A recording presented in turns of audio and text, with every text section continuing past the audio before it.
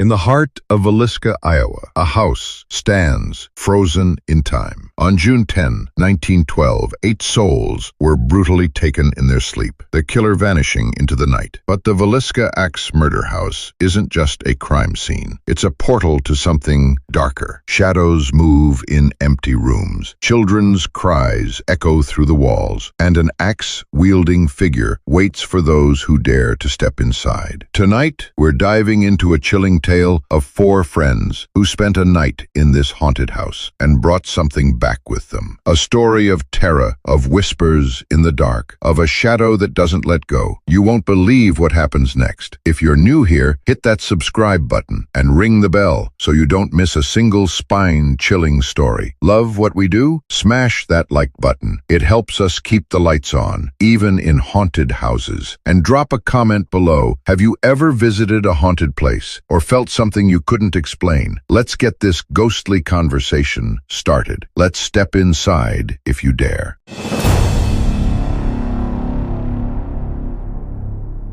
The clock in Villisca, Iowa, struck midnight on June 10, 1912, and the small, white-frame house on Lot 310 sat quiet under a starless sky. The Moore family, Josiah, Sarah, and their 4 children, Herman, Catherine, Boyd, and Paul, slept soundly after a lively Children's Day service at the Presbyterian Church. 2 young guests, Lena and Ina Stillinger, bunked in the downstairs bedroom, their soft breathing mingling with the creaks of the old house. No one heard the back door ease open, or the soft tread of boots climbing the narrow stairs. No one saw the shadow gripping an axe. By morning, the house was a tomb. 8 souls, 6 Moores, and 2 Stillingers lay bludgeoned, their skulls shattered in their beds. The axe, wiped clean, rested against the wall, as if mocking the stillness. Blood soaked the sheets, splattered the walls, and dripped through the floorboards. The town of Villisca, all 2,000 residents, reeled, doors locked for the first time. Whispers spread of a drifter, a preacher, maybe even a neighbor, but the killer vanished into the Iowa night. The case was never solved. Now, over a century later, the Villisca Axe Murder House squats on its lot, a squat, unassuming relic that hums with something darker. Locals avoid it after dusk, swearing they've seen curtains twitch when no one's inside. Visitors, drawn by the chill of its history, step through the door and feel it, a weight, like eyes boring into their backs. The air's thick, heavy with the scent of old wood, and something metallic, faint but stubborn. In the upstairs bedroom, where Josiah and Sarah were struck first, the floorboards groan without footsteps. A low moan, almost a whisper, drifts from the children's room, where Herman, Catherine, Boyd, and Paul once slept. Some say it's the kids, still calling for their parents. Downstairs in the guest room, Lena and Ina's giggles sometimes echo, only to cut off sharp,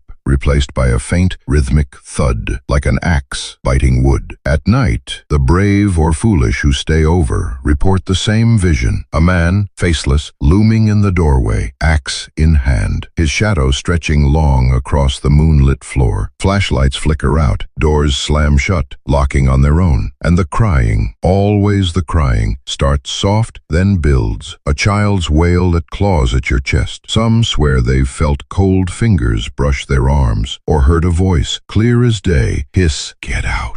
The house doesn't care if you believe. It stands, waiting, its windows dark, but watching. Book a tour, spend a night, and you'll feel it too. The Villisca Axe Murder House doesn't just hold ghosts. The Villisca Axe Murder House never lets you settle. You step inside, and the air shifts, like the house itself is sizing you up.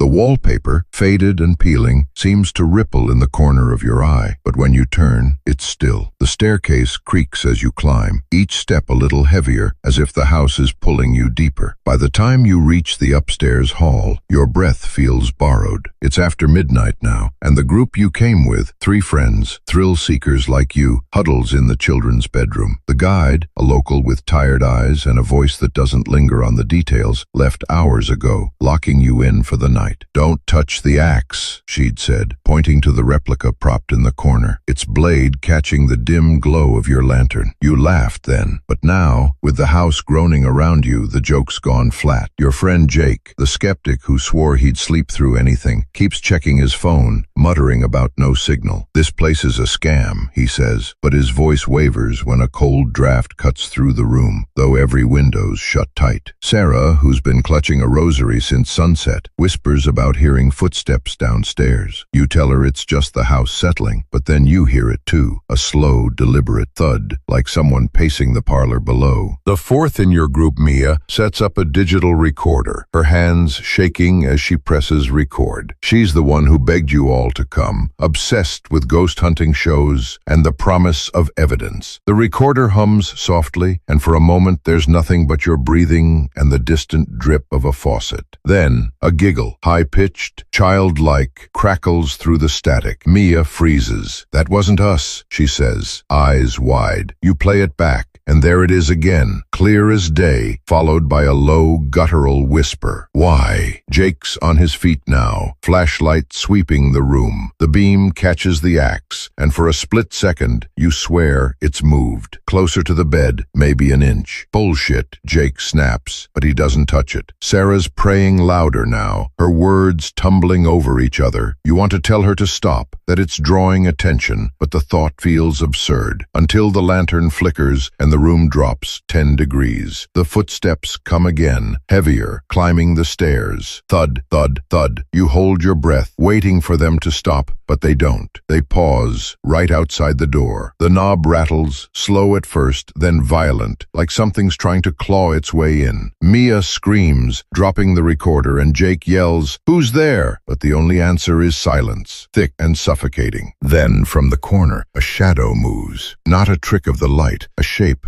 tall and wrong, with no face, just a void where one should be. The axe is in its hand now, though none of you saw it move. Sarah's sobbing, Jake's cursing, and Mia's whispering, "Lena, Ina, is that you?" But the shadow doesn't answer. It just stands there watching as the crying starts again, soft, childlike, and everywhere, seeping from the walls. You don't remember grabbing your things, only the blind panic as you all stumble down the stairs, the air pressing against your back like a hand. The front door, locked when you arrived, swings open without a touch. You spill into the yard, the Iowa night swallowing your gasps. Behind you, the house is still, its windows black, but you feel it watching, waiting for the next fool to step inside. You don't talk about it on the drive home. Jake deletes the photos he took. Sarah throws out her rosary. Mia never touches her recorder again. But at night, when you close your eyes, you hear it, the giggle, the whisper, the thud of an axe. And you know, deep down, the Villisca house isn't done with you yet. The road stretches long and empty as you speed away from Villisca, the house shrinking in the rear-view mirror until it's just a speck against the dawn. Your hands grip the wheel, knuckles white, and the silence in the car is louder than any scream. Jake stares out the window, his usual bravado gone, his face pale as the Iowa cornfields blurring past. Sarah's curled up in the back, her eyes glassy, muttering something you can't quite hear, maybe a prayer, maybe nothing at all. Mia's beside her, clutching her bag like a lifeline, the recorder inside it untouched since the shadow appeared. You try to focus on the hum of the engine, the yellow lines on the road, anything to drown out the memory of that giggle, sharp and wrong, echoing in your skull. But it's there, lodged deep.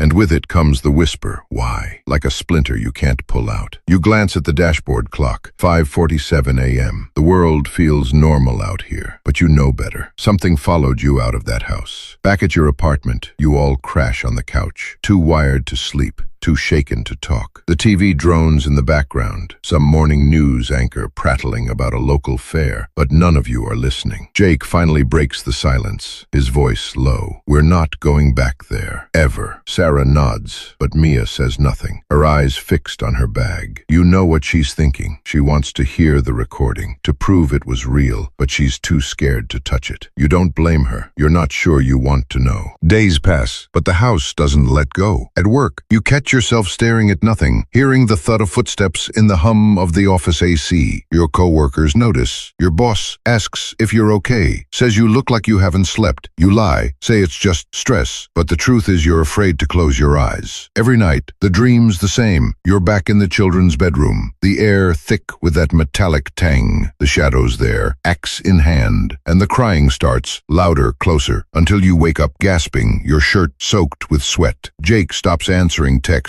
Sarah starts going to church twice a week, her rosary back in her hands, though she flinches when you mention Villisca. Mia is the worst off. She posts cryptic stuff online, blurry photos of the house, captions like they're still there. You try to check in, but she's distant, her eyes hollow when you meet for coffee. I listened to it, she admits one day, her voice barely a whisper. The recording, there's more than a giggle. There's voices, not ours. You don't ask to hear it. You can't. Weeks later, you find an old photo on your phone, one you don't remember taking. It's the axe, propped in the corner of the children's room, but the angle's wrong, too low, like someone was crouching. The blade gleams, and in the reflection, there's a shape, vague and dark, where no one should have been. You delete it, but that night, the dreams get worse. The shadow's closer now, its axe raised, and the whisper isn't a question anymore. It's a command. Stay. You start researching, desperate for answers. Old articles about the murders, talk of suspects, a traveling preacher, a hired hand, a jealous neighbor, but no proof, no closure.